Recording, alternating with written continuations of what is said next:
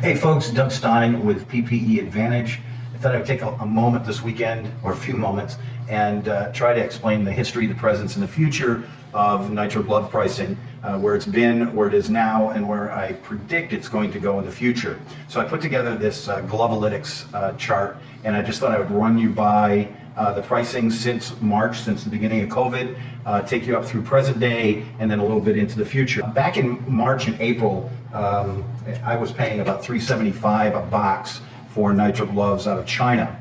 In May and June, there was a pretty big uptick to about $5.50. July, there was a huge hiccup in the market about the second week of July, and the prices went up again to about $6.50 a box out of the factories. September continued its march, and we were running about $7.50 a box out of the factories in September. Obviously, there's going to be a huge jump in October and November. Top glove is going up 30% in October, 15% in November, which will allow all the other factories to draft behind them. They kind of set the pace in the marketplace, and they are basically out of capacity until 2022, as are most factories. And so I see the glove prices going up to about $9.50. Now, these increases in prices are going back to people that already had deals in place at lower prices. And so now, if those people decide that they will not succumb to these price increases, there may be some production opportunities at some of these factories, as some of the older grandfathered people that were paying less money are edged out of the marketplace. But I see December and January moving up to about $10.50 with some lingering effects from that October and November price increase. I think some of the factories will hold off as long as they can, but they will steadily raise their prices every week as they have been, and we will find ourselves somewhere in the first of the year around $10.50 a box out of the factory. And I would say let's cap at $11 a box into the first quarter of 2021. Again, most of the factories, the bigger factories, have pre-sold production all the way through 2022. They're anticipating new production lines to be added, but it's a big expense. It's a time-consuming project. It takes a lot of space, it takes a lot of money, it takes a lot of labor.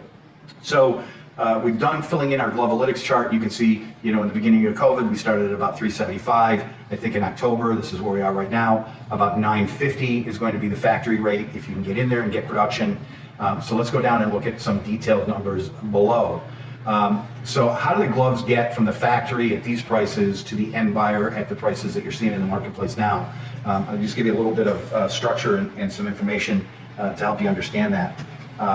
So the first person we have, if you can't get direct to the factory, and I can assure you that most people can't, it's way late in the game to get direct to the factory, you go through what they call an F1.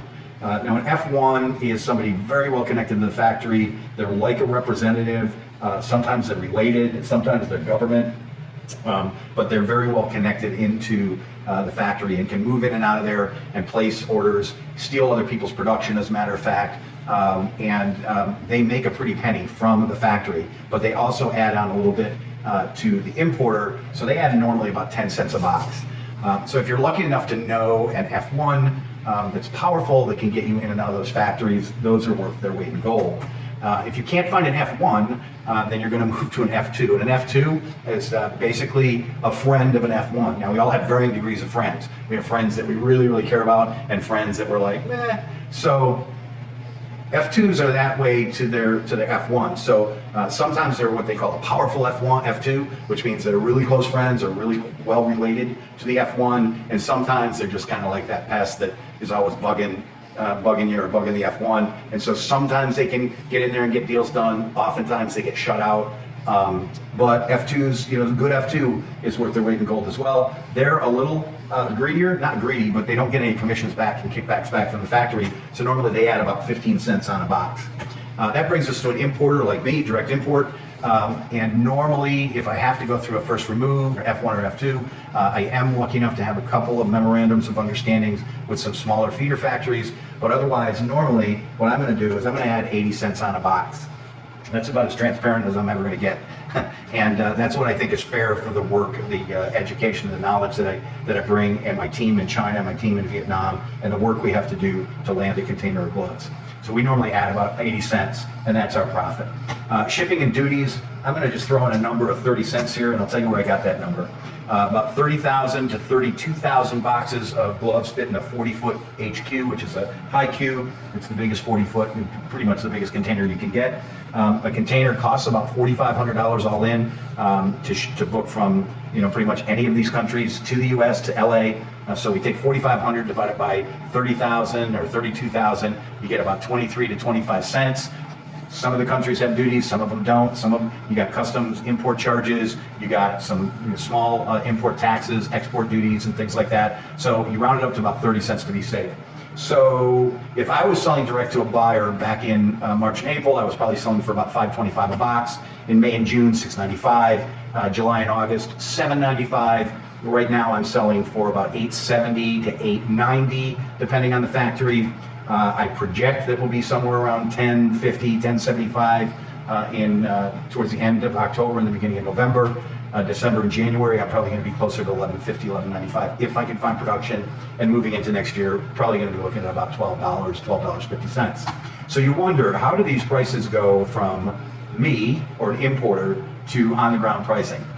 So if we take a look at the average on-the-ground pricing across these last 6 or 8 months, I think, if I'm not mistaken, on the ground in March and April was going for about $6.95. May and June, about $8.50. July and August, we were somewhere around $9.50. As you well know, in September, we've been floating between $12 and $12.50. I've seen some at $11. I've seen some at $13, some at $13.50. We're creeping towards that $14 mark, but we're sitting around $12.50 on the ground right now. $14.50 is my projection in October and November, and I have been predicting that for a couple months now.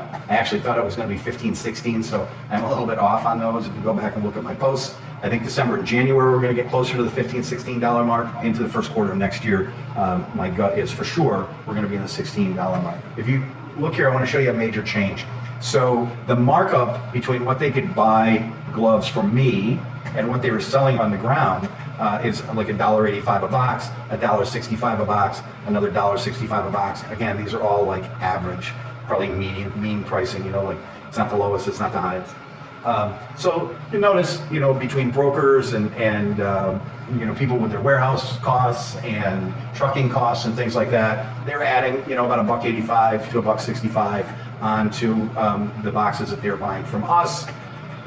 And then all of a sudden, you'll notice in this green area, it jumped to like $3.65. It definitely was $3.65 in September. If I was selling for $8.80 and they're selling for $12.50, the difference is $3.65. I see that continuing all through next year. And you may ask yourself, how did that happen? And my answer to you would be financing and daisy chain brokers. Nice spelling, though.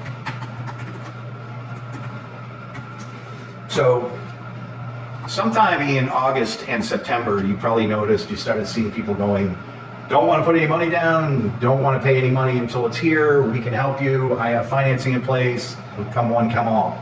And so financing became the thing. Attorney to attorney, 27 different acronyms, letters of credits, escrows, all sorts of SOPs. Well, what happened was people went out and found financing for PPE. In the very beginning, it was very, very difficult. It was the wild, wild west. Nobody knew if anybody was any good at going out and getting this stuff. Margins were very thin. The risk was very high. Now that it's settled and people have seen the money that's possible of making, financiers are stepping up, but they're wanting a lot for their investing. So understand that even if you do a letter of credit or escrow, somebody has to pay cash to that factory. So that money's got to come from somewhere. It comes at a price. And then on top of that, what you have is a bunch of brokers, and no offense to them, a lot of them are doing a great job and a great service, but every time you add a broker, you're adding 20, 30, 40, 50 cents. And some of these deals have 4 or 5 different people involved. So it's interesting that you would think that a fairly sophisticated buyer, ready to spend $2 or $3 million is going to go on LinkedIn and find somebody that was a real estate agent 6 months ago and trust them to bring a $2.5 or $3 million deal to fruition, but those things are happening. But I just wanted you to see where this big jump occurred from July and August as financing and more brokers got into the marketplace here. So that is where I think we came from, where I think we are, and where I think we're going. I'd love to hear your comments. I'm sure there's a lot of opinions, And again, once you do these videos, they're here for life. So if I'm wrong in March and April, you can all come back to me and tell me I was full of it. Otherwise, you can say, hey, thanks for the heads up. Have a great weekend, y'all. Stay safe.